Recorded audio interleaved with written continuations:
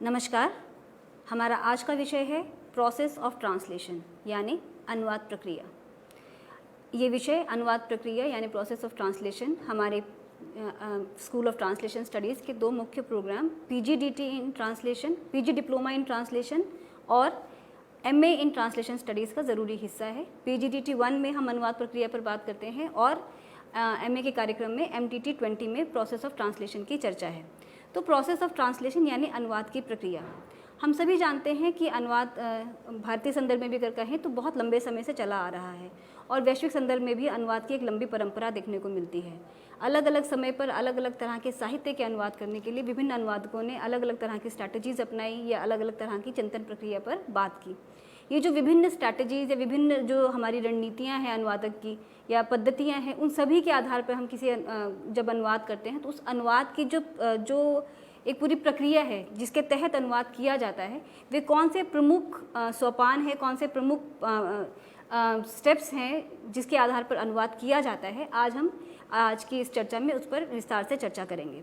अनुवाद प्रक्रिया शब्द से ही स्पष्ट है कि जिसके अंतर्गत एक प्रोसेस की बात हो रही है। हम सभी जानते हैं कि अनुवाद करना अपने आप में एक बेहद जटिल कार्य है और अलग अलग तरह के जिस तरह के ज्ञान के अलग अलग आयाम हैं, ज्ञान के अलग अलग क्षेत्र हैं, चाहे वे सृजनात्मक साहित्य हो या गैर सृजनात्मक साहित्य हो या ज्ञान की जो अलग अलग धाराएं या अलग अलग विषय हैं, दर्शन, मनोविज्ञान, विज्ञान, सामाजिक विज्ञान, मानविकी के अलग अलग क्षेत्र, प्रौद्योगिकी या बहुत सारे ऐसे विषय जिसमें मानव के विकास के लिए या सभ्यताओं के विकास के लिए या किसी भी देश या संस्कृति के और विषय के विकास के लिए या आगे बढ़ते रहने के लिए मनुष्य ने समय समय पर अनुवाद किए हैं। ये अनुवाद की जो प्रक्रिया है, ये पूरी प्रक्रिया जैसे कि कोई एक प्रोडक्ट के रूप में हमारे सामने कोई चीज़ तैयार होकर आती है, या हम जब कोई फिल्म देखते हैं तो हम अक्सर कोई फिल्म देखते हुए उसको लेकर बहुत आनंदित होते हैं। कोई फिल्म है 2 घंटे की, 1 घंटे की, या कोई एक छोटा सा नाटक ही है या कोई भी एक ऐसी विधा जिसको आप देखते हैं और देखकर आप उसका आनंद लेते हैं। हम कभी भी शायद इस तरह महसूस नहीं कर पाते कि ये जो 2 घंटे की या 2.5 घंटे की जो कोई फिल्म आप देख रहे हैं या कोई गीत की प्रस्तुति आप देख रहे हैं या कोई भी एक ऐसी चीज़, कोई भी ऐसी फाइनल प्रोडक्ट जो एक दर्शक होने के नाते हम तक पहुंच रहा है, उसके पीछे जो एक प्रक्रिया है वो कितनी जटिल है, कितने विभिन्न पायदानों से गुजरते हुए, कितने अलग अलग स्टेप्स से गुजरते हुए वे एक प्रोडक्ट, फाइनल प्रोडक्ट हमारे तक पहुंचता है। इसे आप अनुवाद के संदर्भ में समझ सकते हैं। हम जैसे मैंने अक्सर अपने विभिन्न अलग अलग लेक्चर्स में और अलग अलग टॉक्स में मैंने अक्सर बात की है कि हम सभी साहित्य पढ़कर ही यहाँ तक पहुँचे हैं। और साहित्य से जब मैं आज साहित्य बोल रही हूँ तो ये एक व्यापक साहित्य की बात है। हर तरह का साहित्य, चाहे वो किसी भी तरह का साहित्य हो, अगर हमारी रुचि या हमारे विषय के अनुसार उसकी विधा बदल जाती है या उसका क्षेत्र बदल जाता है, लेकिन विभिन्न तरह के साहित्य पढ़कर ही हम आज जिस भी स्थान पर हैं वो दुनिया भर के अलग अलग किस्म के ज्ञान को पाकर हमारी रुचि के हिसाब से या हमारी क्षमता के हिसाब से हम यहाँ तक पहुँचते हैं। तो ये जो ज्ञान हम तक पहुँचता है अनुवाद के माध्यम से, जो अलग अलग भाषाओं, अलग अलग संस्कृतियों, अलग अलग विषयों, अलग अलग क्षेत्रों में जो साहित्य हमें उपलब्ध है, ये एक अनुवाद की प्रक्रिया के जो जटिल जो स्तर है उनसे होकर गुजरता है। क्या है वे स्तर, क्या है वे अलग अलग स्टेप्स जिससे अनुवाद होकर गुजरता है, आज हम अनुवाद प्रक्रिया के इस सेशन में इस पर एक चर्चा करेंगे और कोशिश करेंगे कि आपको उन आयामों से उन अलग अलग जो अनुवाद के जो स्तर हैं या जो चरण हैं उन पर हम विस्तार से चर्चा करेंगे। जैसे मैंने कहा कि अनुवाद एक फाइनल प्रोडक्ट के रूप में, एक टेक्स्ट के रूप में हमारे सामने होता है। उसके पीछे जो प्रोसेस है, जिस प्रक्रिया के तहत वो अनुवाद होकर आता है, वो उसे एक फाइनल प्रोडक्ट बनाने में मदद करता है। आप ये भी कह सकते हैं कि जब कोई अच्छे अनुवादिका या अनुवादक हों तो उसके लिए शायद ये इतने सारे जो स्टेप्स हैं, ये जो चरण हैं जिनकी बात आज हम करने जा रहे हैं, शायद उनके लिए उतने महत्वपूर्ण ना हो, क्योंकि बहुत सारी चीज़ें हमारे मस्तिष्क में बहुत टेक्निकली या बहुत ऑटोमेटिकली चलती है जब हम किसी टेक्स्ट को देखते हैं, अगर हम अनुवादक या अनुवादिका हैं तो। और उस टेक्स्ट का अनुवाद करते समय हमें मालूम रहता है कि हमें इसे कैसे करना है, लेकिन अगर उसे हम थोड़ा सा उसके प्रोसेस को स्लो डाउन करके देखें और देखें कि किस तरह अनुवादिका या अनुवादक के मस्तिष्क में वो प्रक्रिया किस तरीके से चलती है, किस तरह कोई पाठ उनके सामने एक चुनौती के रूप में आता है और किस किस स्तर से गुजरते हुए, किस किस चरण पर विचार करते हुए कौन से मुख्य स्टेप्स होते हैं जिनके तहत अनुवादक या अनुवादिका को गुजरना होता है, उस पर आज हम चर्चा करेंगे। सबसे पहले मैं शुरुआत करूंगी कि जो अनुवाद है, बेसिकली एक अनुवाद को लेकर एक अनुवादक की दृष्टि क्या होती है, किस तरीके से कोई अनुवादक किसी पाठ को देखते हैं। तो अनुवाद प्रक्रिया के संदर्भ में अनुवाद की दो दृष्टियों की अक्सर चर्चा की जाती है, पाठपरक दृष्टि और प्रक्रियापरक दृष्टि। पाठपरक दृष्टि यानी जब किसी पाठ को हम पाठ की दृष्टि से देखते हैं, यानी उसे भाषाई या उसके व्याकरणिक स्तर पर देखकर जब उसके अनुवाद की जब चर्चा की जाती है, तब उस प्रक्रिया को या उस दृष्टि को या उस अप्रोच को पाठपरक दृष्टि कहते हैं। जैसे अनुवाद कितना सफल है, किस तरीके से अनुवाद किया जा रहा है, मूल रचना से उसकी समतुल्यता कितनी अधिक है, या ये कहा जाए जो अनुवाद की जो बाहरी जो एक पूरी सतह है, जो पाठ की जो पूरी बाहरी सतह है, उस पर किस तरीके से अनुवाद गुजर रहा है, वो पाठ की दृष्टि से अनुवाद में अनुवादक को किस किस तरह की चुनौतियों का सामना करना पड़ता है, ये सब जो आयाम है इस पर पाठपरक दृष्टि में, अनुवाद की पाठपरक दृष्टि में इस पर चर्चा होती है। अनुवाद चिंतकों ने और अनुवादकों ने इस पाठपरक दृष्टि को प्रक्रियापरक दृष्टि से कंपैरेटिवली कुछ कम माना है, क्योंकि उसमें जो अनुवादक की दृष्टि होती है बहुत एकांगी होती है, जहाँ वो एक पूरी तरह से कहा जाए कि भाषा की बाहरी सतह पर वो काम कर रहे होते हैं। जैसे पिछली बार मैंने बताया था कि भाषाविद, भाषा वैज्ञानिक सस्यूर भाषा की दो सतहों की बात करते हैं, एक उसका डीप स्ट्रक्चर और एक उसका सरफेस स्ट्रक्चर। नायडा ने भी इसी तरीके से डीप स्ट्रक्चर और सरफेस स्ट्रक्चर की बात की है। तो ये जो डीप स्ट्रक्चर या सरफेस स्ट्रक्चर है वो भाषा का, वो अनुवादक के सामने किस प्रकार चुनौती के रूप में होता है, और अनुवादक की दृष्टि उस पाठ के अनुवाद में किस प्रकार काम करती है, कितना सूक्ष्म तरीके से भी किसी पाठ का अनुवाद करते समय उसका अवलोकन करते हैं या उसका विश्लेषण करते हैं, इसकी चर्चा आज हम करेंगे। तो जैसे मैंने कहा कि पाठपरक दृष्टि में भाषिक संरचना में कितना दोनों पाठों की भाषिक संरचना में कितनी समानताएं हैं, पाठ की दृष्टि से वो आपस में कितना एक दूसरे से मिलते जुलते हैं, अनुवाद करते समय अनुवाद की मूल इकाइयाँ क्या हैं, भाषा है, व्याकरण है, इस सब दृष्टि से जब पाठ को देखा जाता है तो उसे अनुवादक की पाठपरक दृष्टि कहा जाता है।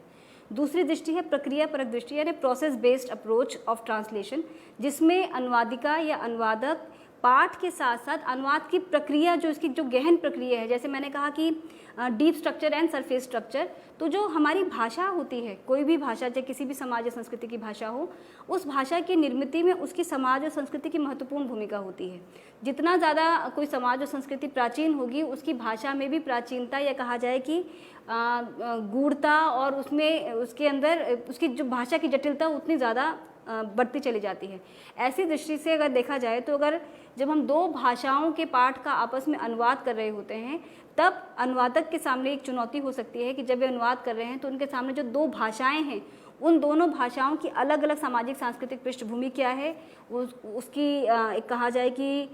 वो कितनी, एक भाषा कितनी प्राचीन है, दूसरी भाषा की प्राचीनता के कौन कौन सी बिंदु हैं, किन स्तरों पर वो भाषाएं मिलती हैं, कौन सी ऐसी चीज़ें हैं जो दोनों में समान रूप से उपलब्ध है, प्रक्रिया क्या रहती है अनुवाद की, किस किस स्तर पर अनुवादक को या अनुवादिका को अनुवाद से गुजरना पड़ता है। तो दोनों पाठों के बीच जो भिन्नता के कारण, जैसे मैंने कहा कि कौन से बिंदु ऐसे हैं जहाँ दोनों भाषाएं एक दूसरे से अलग हो जाती हैं। जैसे अक्सर हम भारत में अंग्रेज़ी और विभिन्न भारतीय भाषाओं के साहित्य के अनुवाद के संदर्भ में बहुत सारे उदाहरण हमारी आंखों के आगे से गुजरते हैं। बड़ी बड़ी अनुवाद एजेंसीज़ हैं जो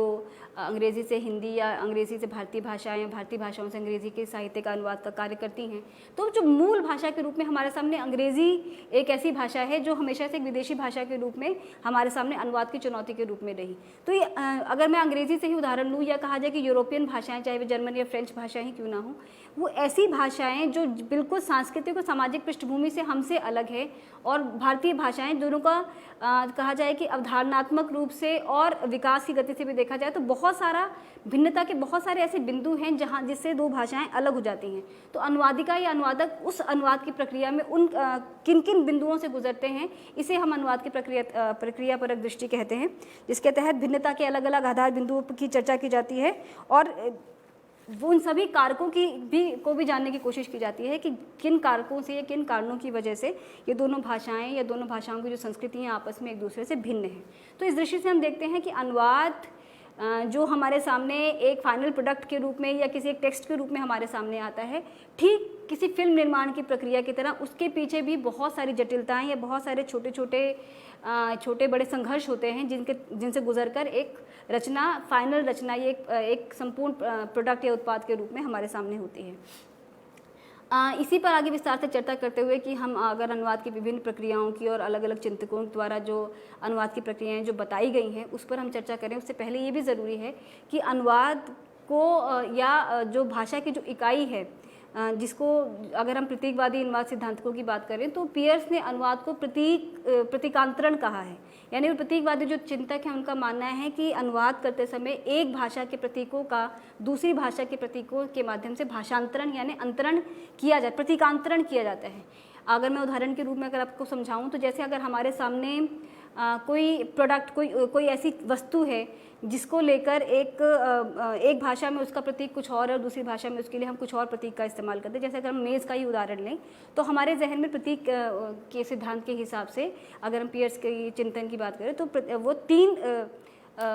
स्टेप्स की या 3 बिंदुओं की बात करते हैं, जिसमें से एक है संकेतित वस्तु, वह वस्तु जो हमारी आँख के सामने है, जो जैसे मान लीजिए एक टेबल, मेज़, तो मेज़ के रूप में हमारे सामने जो एक प्रोडक्ट, एक जो वस्तु है, एक उसका संकेतार्थ जो हमारे मस्तिष्क में उसकी जो एक छवि है, यानी कि जब किसी बढ़ई ने मेज़ बनाने की जब कल्पना की होगी तो उसके जहन में जो इमेज आई होगी, जो छवि आई होगी, वह तो हुई उसकी मानसिक संकल्पना यानी उसका संकेतार्थ। उससे निर्मित जो वस्तु बनकर आई, जिसे हम वस्तु कहेंगे, जो फिजिकली हमारी आँख के सामने जो मेज़ जो मस्तिष्क में था उसके जो शेप बनकर आई वो हुई इसके संकेतित वस्तु। और फिर उस वस्तु के लिए जब हमने उसका कोई नामकरण किया तो वो उसका हुआ संकेतन, प्रतीक या संकेतन। यानी उसके लिए जो आपने एक प्रतीक, आपने एक साइन जो आपने डिवाइस किया और उसका नाम दिया। जैसे हम हिंदी में मेज़ कहते हैं, अंग्रेजी में उसे टेबल कह सकते हैं, टेबल कहते हैं। तो इस तरीके से एक भाषा के प्रतीक का दूसरी भाषा के प्रतीकों को रखकर जब अनुवाद किया जाता है तो उसे अनुवाद का प्रतीक सिद्धांत या प्रतीकांतरण कहा जाता है। पियर्स अनुवाद के संदर्भ में इसी पर चर्चा करते हैं और वो अनुवाद को प्रतीकों का अंतरण कहते हैं। प्रतीक के आधार पर ही एक और जो पश्चिमी अनुवाद चिंतक हैं रोमन जैकबसन, जिन्होंने अनुवाद के 3 प्रकार बताए, इंट्रालिंगुअल ट्रांसलेशन यानी अंतःभाषिक अनुवाद, इंटरलिंगुअल ट्रांसलेशन यानी अंतर्भाषिक अनुवाद और इंटरसिमियोटिक ट्रांसलेशन यानी अंतर प्रतीकात्मक अनुवाद। अंतःभाषिक अनुवाद यानी एक भाषा के प्रतीकों का उसी भाषा के प्रतीकों से प्रतीकांतरण करना। जैसे किसी, मान लीजिए संस्कृत के किसी पाठ का जो जटिल पाठ है उसे सरल रूप में टीका या भाष्य के रूप में उसी भाषा में प्रस्तुत करना, उसी भाषा के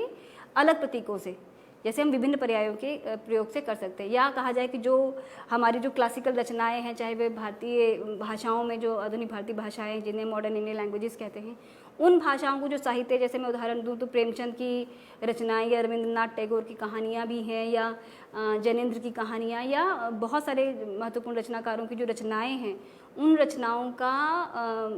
बाल रचनाएं या अलग अलग तरह की ऑडियंस के लिए उसके अंदर परिवर्तन करके जब उसका एक नया रूप उसी भाषा में बनाया जाता है तो उसे भी हम अंतःभाषिक अनुवाद कह सकते हैं। तो अंतःभाषिक अनुवाद यानी एक भाषा के प्रतीक का उसी भाषा के प्रतीकों में फिर से पुनर्रचना या पुनर्निर्माण करना। दूसरा हुआ इंटरलिंगुअल ट्रांसलेशन, जिसे हम ट्रांसलेशन प्रॉपर या पूर्ण अनुवाद भी कहते हैं। जो विशेष तौर पर अनुवाद की जब चर्चा की जाती है, अगर हम उसके सीमित संदर्भ में बात करें तो इंटरलिंगुअल ट्रांसलेशन, जहां 2 भाषाओं के बीच में अनुवाद की प्रक्रिया की चर्चा होती है। इंटरलिंगुअल ट्रांसलेशन यानी एक भाषिक प्रतीकों का दूसरी भाषा के प्रतीकों से अंतरण करना, भाषांतरण करना। तो इंटरलिंगुअल ट्रांसलेशन 2 भाषाओं के बीच का अनुवाद व्यवहार है। तो जैकबसन इस दृष्टि से तीसरे जो महत्वपूर्ण प्रकार बताते हैं वे अंतर प्रतीकात्मक अनुवाद यानी इंटरसिमियोटिक ट्रांसलेशन। इसमें जो भाषा की सीमा है, जिस तरह की जैकबसन बात कर रहे थे अलग अलग प्रतीकों के माध्यम से, यहाँ वे अंतर प्रतीकात्मक यानी भाषा के प्रतीकों का अंतरण किसी अन्य विधा के प्रतीकों के माध्यम से करना। यानी किसी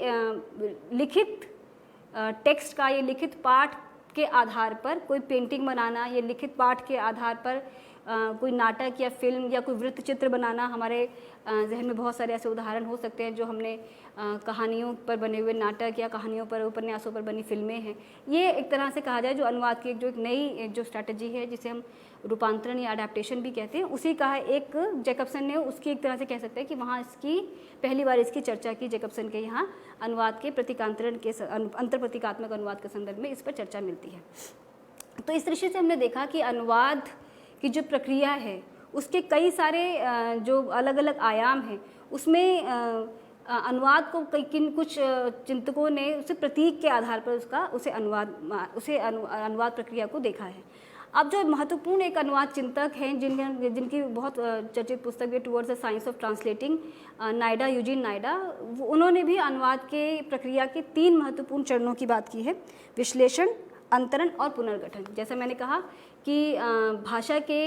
पिछली बारी मैंने एक सेशन में जब बात की थी, मोना बेकर की जो इंसाइक्लोपीडिया ऑफ रुटलेज का इंसाइक्लोपीडिया ऑफ ट्रांसलेशन स्टडीज़ है, उसमें भी जो भाषा की परिभाषा है उसके आधार पर भाषा को 2 सतहों पर बांटा गया है, डीप स्ट्रक्चर और उसका सरफेस स्ट्रक्चर, यानी उसकी आंतरिक संरचना और उसकी बाह्यिक संरचना। तो नायडा जब इस स्तर पर जब चर्चा करते हैं विश्लेषण, अंतरण और पुनर्गठन, जो अनुवाद की जो प्रक्रिया बताते हैं, इसको हम पहली बार देख सकते हैं कि एक स्टेप वाइज, एक तरह से कहा जाए चरणबद्ध तरीके से अनुवाद की प्रक्रिया को समझाने का प्रयास नायडा करते हैं।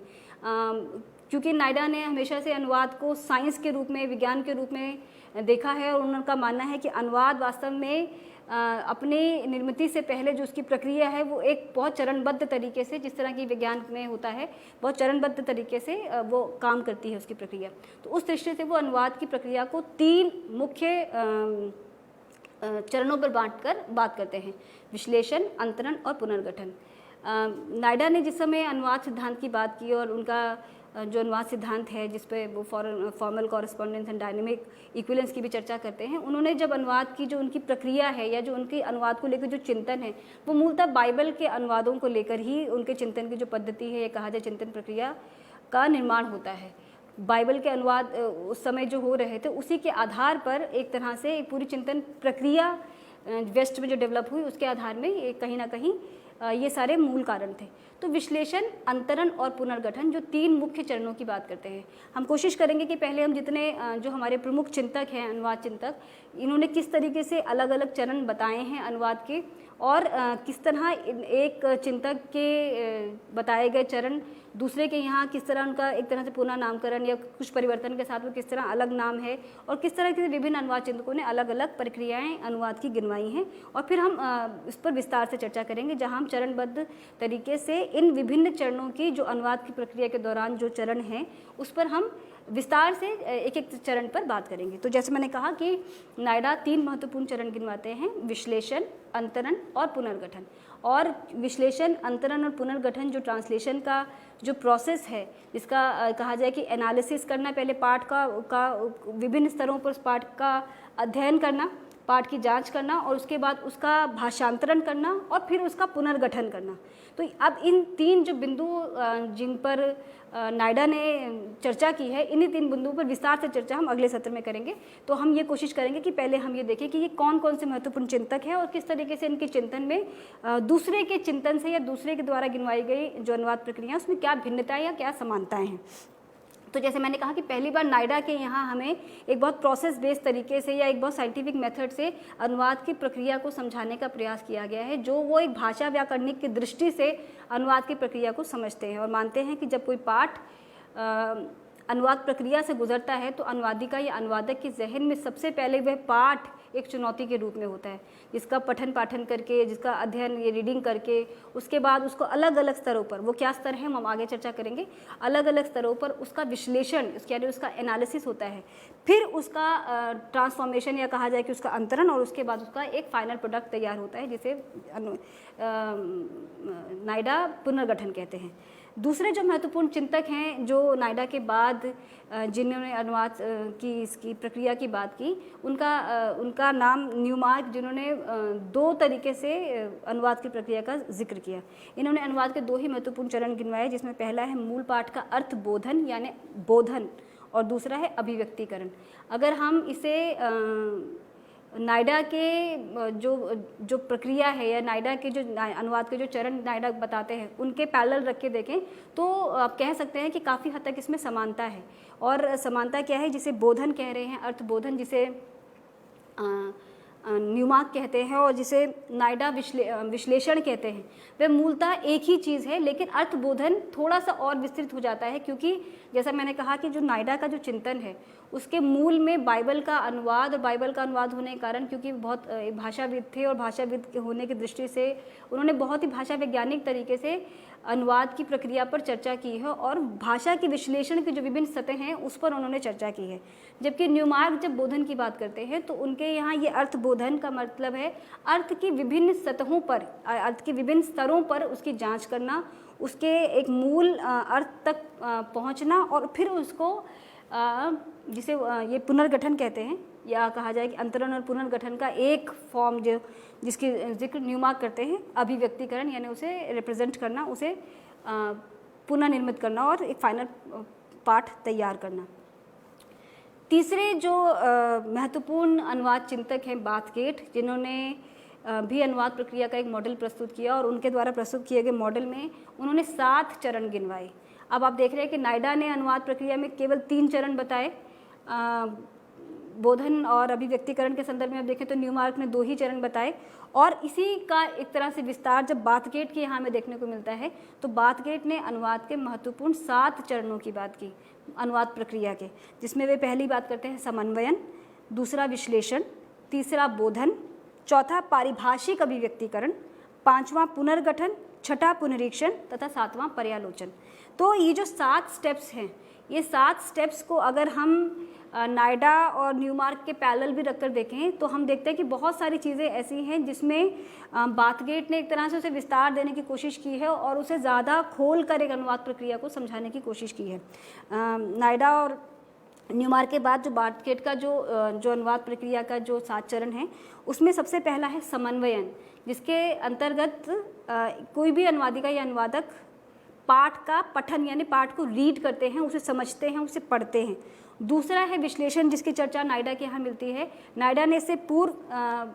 पाठ पठन पर अलग से कोई बात नहीं की है, लेकिन वो विश्लेषण के अंतर्गत ही वो उस पर बात करते हैं और विश्लेषण के अंतर्गत जब उसकी भाषा, शैली, कथ्य के आधार पर जब उसका अलग अलग स्तर पर उसका विश्लेषण किया जाता है। हम जानते हैं कि कोई भी जब रचना लिखी जाती है, किसी भी तरह का साहित्य अगर हो तो उसके 2 पक्ष होते हैं जो दोनों ही समान रूप से महत्वपूर्ण हैं। एक उसका कंटेंट और दूसरा फॉर्म, यानी एक कथ्य और दूसरा उसकी शैली। अनुवाद के दौरान अनुवादक या अनुवादिका को कथ्य के साथ साथ शैली यानी उसका जो शिल्प है, जो फॉर्म है, जिस रूप में उस पाठ को प्रस्तुत किया गया है, उसके साथ या उसके प्रति जो एक तरह की कहा जाए कि निष्ठा है, उसे भी बरतने की ज़रूरत है और उसे भी उसी तरीके से मेंटेन करने की आवश्यकता है। तो अनुवाद की जो एक पूरी सैद्धांतिकी है जिसके तहत अनुवाद को एक तरह से मूल का पुनरुत्पादन या मूल का एक दूसरी भाषा में तैयार किया गया एक नया पाठ है, उस स्तर पर अगर हम देखें तो कथ्य और शैली दोनों ही स्तरों पर अनुवादक या अनुवादिका को एक पाठ के दौरान दोनों के साथ ही सामंजस्य बिठाकर एक अनुवाद करना होता है। तो विश्लेषण के स्तर पर जब बात करते हैं तो कथ्य और शैली के स्तर पर उसकी वो चर्चा करते हैं। तीसरा है बोधन, जिसकी चर्चा हम ऊपर देखते हैं, न्यूमार्क भी करते हैं। बोधन यानी अर्थ ग्रहण, यानी अर्थ का मतलब जैसे हमने कहा कि पिछले जो प्रक्रिया है विश्लेषण, जिसके तहत अनुवादिका या अनुवादक पाठ का कहा जाए कि उसे खोल कर उसके विभिन्न आयामों पर, जैसे कथ्य की बात है तो कथ्य में किस किस स्तर पर भाषा की दृष्टि से या क्या जो प्रयुक्तियों की दृष्टि से, सामाजिक सांस्कृतिक बुनावट की दृष्टि से, मुहावरे और लोकोक्तियों की दृष्टि से, भाषा की जो भाषा है उसकी जो अपनी पृष्ठभूमि है उसके आधार पर और कथ्य की जो पृष्ठभूमि है उसके आधार पर अलग अलग स्तरों पर भाषा की वाक्य विन्यास या कहा जाए कि उसके अर्थ जो उसकी अर्थ की जो पूरी विभिन्न छवियां हैं उसके आधार पर जब किसी पाठ का विश्लेषण किया जाता है तो अनुवादिका या अनुवादक को उन विभिन्न स्तरों से गुजरना पड़ता है। हमारे पीजीडीटी के स्टूडेंट्स और हमारे एमएटीएस के स्टूडेंट दोनों जब अपने यहाँ प्रोजेक्ट करते हैं पीजीडीटी 5 और एमटीटी 22 में जब वो एक परियोजना कार्य करते हैं तो अब उनसे ये अपेक्षा की जाती है कि जिस समय वे अपने पाठ का अनुवाद कर रहे होते हैं उस पाठ के अनुवाद के दौरान क्या वे वास्तव में इन सारे प्रक्रियाओं का एहसास उन्हें भी होता है कि किस किस तरीके से वो उन प्रक्रियाओं से गुजरे। और जब हम आपसे ये कहते हैं कि आप उस पर एक ट्रांसलेटर्स नोट लिखिए, तो उस ट्रांसलेटर्स नोट में आपको इन्हीं सारी प्रक्रियाओं का जिक्र करना होता है कि जब आप पाठ के अर्थ का विश्लेषण कर रहे थे तो उस विश्लेषण में आपके सामने चुनौती के रूप में कौन कौन से तत्व थे। कथा तत्व के साथ साथ क्या शैली भी थी, कथा तत्व में भी भाषाई स्तर पर कौन कौन सी विभिन्नताएँ थी, कौन कौन सी समानताएँ थी, जिसकी चर्चा हमने पीछे भी की कि प्रक्रिया परक दृष्टि में जब पाठ का अनुवाद किया जाता है तो हम भाषा की विभिन्न दोनों भाषाओं के बीच की समानता और असमानता की बिंदुओं की भी जांच करते हैं और देखते हैं कि सामाजिक सांस्कृतिक दृष्टि से उन पाठों में कितनी समानताएं हैं और वे सामाजिक सांस्कृतिक समानताएं या असमानताएं उसकी भाषा में कैसे रिफ्लेक्ट हो रही है, वो कैसे भाषा में आकर प्रतिबिंबित होती हैं। तो इस तरीके से बातगेट विश्लेषण और फिर अर्थबोधन की बात करते हैं, जिसके तहत पहले विभिन्न चरणों से गुजर कर भाषा की विभिन्न सतहों का कहा जाए कि एक विस्तृत अध्ययन करके और उसके विभिन्न बिंदुओं को अंडरलाइन करके रेखांकित करके फिर उसके अर्थबोधन यानी उसके अर्थ तक अनुवादक या अनुवादिका पहुंचते हैं। और चौथा है पारिभाषिक अभिव्यक्तिकरण, यानी कि ये जो बड़ी चुनौती के रूप में कहा जा सकता है कि जो एक पारिभाषिक अभिव्यक्तिकरण, ये इस तरह की चुनौती अक्सर ऐसे शब्दों के प्रयोग में आती है जहाँ जैसे हम कहें ज्ञानात्मक साहित्य, अगर हम कहें कि प्रशासनिक साहित्य या विधि का साहित्य या कहा जाए कि बैंकिंग लिटरेचर या कई बार ऐतिहासिक जो साहित्य होता है इतिहास बेस्ड, या कहा जाए कि कई बार साहित्य में भी इस तरह के टर्म्स होते हैं, जैसे हम कहें कि जो विभिन्न आंदोलन साहित्य में चले उनके जो खास तरह के जो नामकरण हुए या उनके जब विभिन्न लेखकों ने जो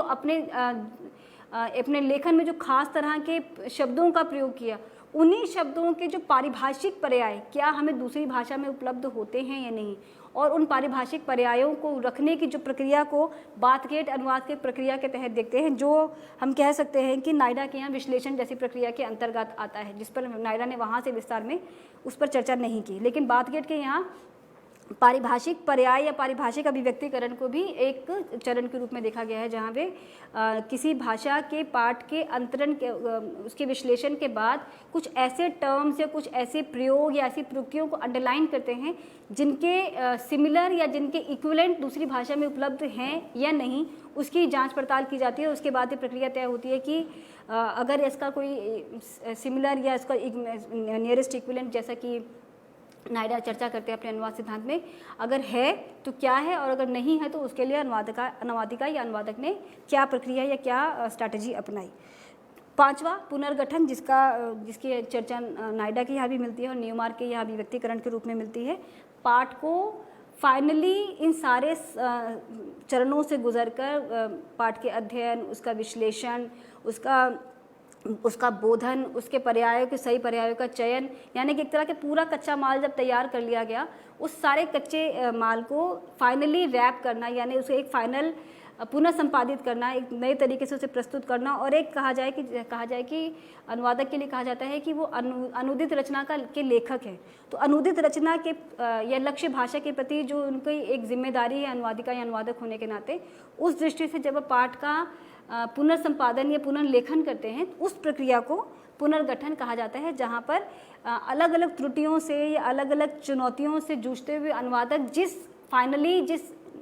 रणनीति या निष्कर्ष तक पहुँचते हैं उसे और जिस तरह उसे फॉर्म करते हैं उसे पुनर्गठन कहा जाता है। तो बातगेट के यहाँ जो ये 5 जो चरण हैं, इसकी सिमिलैरिटी या इसकी समानता हमें नायडा या न्यूमार्क के चिंतन में भी मिलती है, लेकिन इसके साथ ही जिसकी चर्चा नायडा ने भी नहीं की और न्यूमार्क ने भी नहीं की है, बातगेट इसमें पुनरीक्षण को भी लेते हैं। पुनरीक्षण की जो इकाई है, ये जो यूनिट है, आपने पीजीडीटी और एमएटीएस और खासतौर पे पीजीसीबीएसटी और अन्य जो हमारे कार्यक्रम है उसमें भी आपने पढ़ी होगी या देखी होगी। अनुवाद की जो प्रक्रिया है उसमें पुनरीक्षण को उस तरह से एक आंतरिक प्रक्रिया के रूप में नहीं देखा जाता, लेकिन बातगेट ने पुनरीक्षण को भी एक प्रक्रिया के अनुवाद की प्रक्रिया के अंतर्गत लिया है, जो शायद बहुत गलत तो नहीं हो सकता, क्योंकि जब कोई पाठ व्यापक समाज तक पहुंचता है, जैसे पुनर्गठन अनुवाद प्रक्रिया का जो अंतिम चरण है, उसके बाद पाठ फाइनल कर लिया गया अनुवादिका या अनुवादक की दृष्टि से, लेकिन उसी पाठ को छपने से पहले या लार्जर ऑडियंस तक पहुंचने से पहले उसको एक बार फिर से देखना और अलग अलग आयामों से, अलग अलग दृष्टियों से देखना कि भाषागत दृष्टियों से तो कोई चूक नहीं रह गई है, या कथ्य की दृष्टि से या कोई तथ्यात्मक भूल ना रह गई हो, या व्याकरणिक कोई त्रुटि, या कहा जाए कि वर्तनी की अशुद्धियाँ, या कंप्यूटर के एरर्स जो टाइपो एरर्स होते हैं, या इस तरह के जो विभिन्न आयाम हैं किसी भी पाठ के को फाइनल या एक अंतिम उत्पाद बनाने की दृष्टि से, जो उसे फाइनली मार्केट में प्रोड्यूस करने से पहले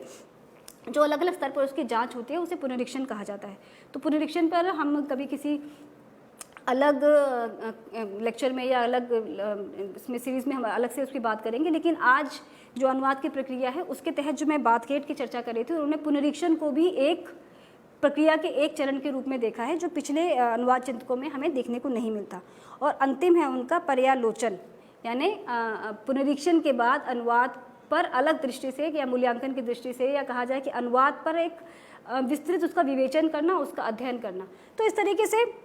नाइडा, न्यूमार्क और बातगेट के जो 3 मॉडल्स हैं अनुवाद के, ये अलग अलग तरीके से लगभग बहुत सारी समानताओं के साथ कुछ कुछ भिन्नता के बिंदु भी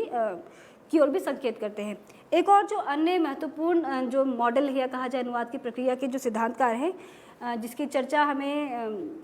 जेरेमी मुंडे के अनुवाद की पुस्तक में मिलती है, डेनिका सेलेस्कोविच तथा मरियाने लेड्रर, इन्होंने इंटरप्रेटिव मॉडल यानी इंटरप्रेटर्स जो होते हैं, ट्रांसलेटर इंटरप्रेटर्स, जिसे हम आशु अनुवादक या साइमल्टेनियस ट्रांसलेटर्स कहते हैं, उसके स्तर पर भी उन्होंने अनुवाद की प्रक्रिया के 3 चरण गिनवाए हैं, जिसमें पहला है रीडिंग एंड अंडरस्टैंडिंग यानी पठन तथा बोधन, जिसकी चर्चा हमें नाइडा की यहाँ भी किसी रूप में मिलती है विश्लेषण के अंतर्गत, तो न्यूमार्क की यहाँ भी मिलती है और बातगेट की यहाँ भी मिलती है। पठन तथा बोधन यानी रीडिंग एंड अंडरस्टैंडिंग, पाठ को पढ़ना और पाठ को समझना, यानी उसका अध्ययन करना और उसका विश्लेषण करना। दूसरा है डीवर्बलाइज करना, क्योंकि यहाँ इंटरप्रेटर के ट्रांसलेटर एज इंटरप्रेटर की बात हो रही है, तो डीवर्बलाइज करना यानी जो लिखित पाठ है उसका किस तरह से उसे प्रस्तुत करना, मौखिक रूप से प्रस्तुत करना, उस संदर्भ में जो दूसरा चरण है। और तीसरा है उसका पुनर्प्रस्तुतिकरण यानी फाइनली जिसकी चर्चा हमें सभी अनुवाद चिंतकों में मिलती है, यानी उसे रिप्रेजेंट करना। ये 3 स्टेप्स या 3 चरण डेनिका सेलेस्कोविच तथा मरियाने लेड्रर भी अपनी अनुवाद पद्धति में या अनुवाद प्रक्रिया में गिनवाते हैं। एक चौथा चरण इसके अंदर जिसका जिक्र बातगेट ने किया है, पुनरीक्षण, उसी तरीके से जीन डेलिसेल ने एक और जो अनुवाद प्रक्रिया में जो एक और स्टेप जोड़ा है, जिसे वो वेरिफिकेशन कहते हैं। आप कह सकते हैं वही एक तरह से पुनरीक्षण ही है या मूल्यांकन है, जब पाठ के अनुवाद के बाद, पुनर्गठन के बाद उसे फिर से देखा जाए। और अक्सर जो पुनरीक्षक की जो भूमिका होती है वो मूलतः अनुवादक की नहीं होती है। अनुवादक ही अपने पाठ को करते हैं, कर भी सकते हैं। कई जगह हमें ये भी एक तरह से प्रैक्टिस देखने को मिलती है कि अनुवादक ही पुनरीक्षक हैं और अपने पाठ को फिर से देख रहे हैं, पर उसके लिए एक कहा जाए कि एक बहुत तटस्थ दृष्टि की ज़रूरत होती है। जो मेरा कहने का जो मूल बिंदु है वो है कि वो एक बहुत न्यूट्रली उस पाठ को फिर से देखा जाए, और वो न्यूट्रल तभी देखा जा सकता है जब कोई तीसरा व्यक्ति है, लेखक पाठक से अलग, लेखक अनुवादक से अलग, जो कोई तीसरा व्यक्ति जब उस पाठ का फिर से एक तरह से कहा जाए कि रीडिंग करना या उसे फिर से पढ़ना, तो उसके तहत वो वेरिफिकेशन हो सकता है, जिसमें हम अलग अलग आयामों में, जैसे मैंने पुनरीक्षण के संदर्भ में कहा, अलग अलग स्तरों पर उस पाठ की पुनः जांच की जाती है और पुनः जांच करके उसमें जो त्रुटियाँ हैं उसे सुधारा जाता है। तो इस तरीके से 4 मॉडल मैंने बताया, और 5वां मॉडल जो एक भारतीय चिंतक हैं भोलानाथ तिवारी, उन्होंने भी अनुवाद के कुछ चरण गिनवाए हैं, जिसमें पाठ पठन हम पढ़ चुके हैं उसके बारे में, पाठ विश्लेषण जिसे एनालिसिस नाइडा कहते हैं, भाषांतरण जिसकी जिक्र अंतरण के रूप में या अभिव्यक्तिकरण के रूप में हमें मिलती है। चौथा है उसका समायोजन, यानी उसे एक तरह से रीपैकेजिंग, इसे फिर से फाइनली तैयार करना और फिर उसका मूल से तुलना, जो हम इसको पुनरीक्षण के संदर्भ में हम उस पर बात करते हैं। तो हम देखते हैं कि किस तरीके से अलग अलग अनुवाद चिंतकों ने अपने अपने समय और अपने अपनी चुनौतियों के हिसाब से, जो उनके सामने पाठ था या पाठ की अनुवाद की जो चुनौतियाँ थी और जो उनकी अपनी एक वैचारिकता थी अनुवाद को लेकर, जैसे मैंने कहा कि नाइडा के यहाँ जो अनुवाद का चिंतन देखने को मिलता है वो बेसिकली बाइबल के ट्रांसलेशंस को लेकर है, और क्योंकि उस समय बाइबल के अनुवाद हो रहे थे और बाइबल के अनुवाद को लेकर जो बहस हम जानते हैं सदियों से अनुवाद में चलती रही, वो थी शब्द प्रति शब्द यानी वर्ड फॉर वर्ड ट्रांसलेशन या उसका लिटरल ट्रांसलेशन या सेंस फॉर सेंस ट्रांसलेशन। इससे आगे कभी भी बाइबल के ट्रांसलेशन में बहुत ज़्यादा बात नहीं हो पाई। तो इस कारण जो उसके विश्लेषण की जो प्रक्रिया जिसका जिक्र नाइडा करते हैं, उसमें भी उनके जो 3 चरण जो महत्वपूर्ण चरण है, वो उसका आधार विश्लेषण खासतौर पर वो भाषा व्याकरणिक या भाषाई दृष्टि से उसके वो विभिन्न आयामों की बात करते हैं। तो आज इस अनुवाद प्रक्रिया के इस पहले हिस्से में हमने कोशिश की कि जो अनुवाद विभिन्न चिंतकों ने या अनुवाद के जो अलग अलग ट्रांसलेशन के तो थिंकर्स हैं वो ट्रांसलेशन एज प्रोसेस किस तरह देखते हैं और किस तरह उनके यहाँ थोड़ी बहुत समानता या असमानताओं के आधार पर इस प्रक्रिया की चर्चा मिलती है। इस सत्र को हम यहीं रोकेंगे, ख़त्म करेंगे। आज के लिए बहुत बहुत धन्यवाद, शुक्रिया।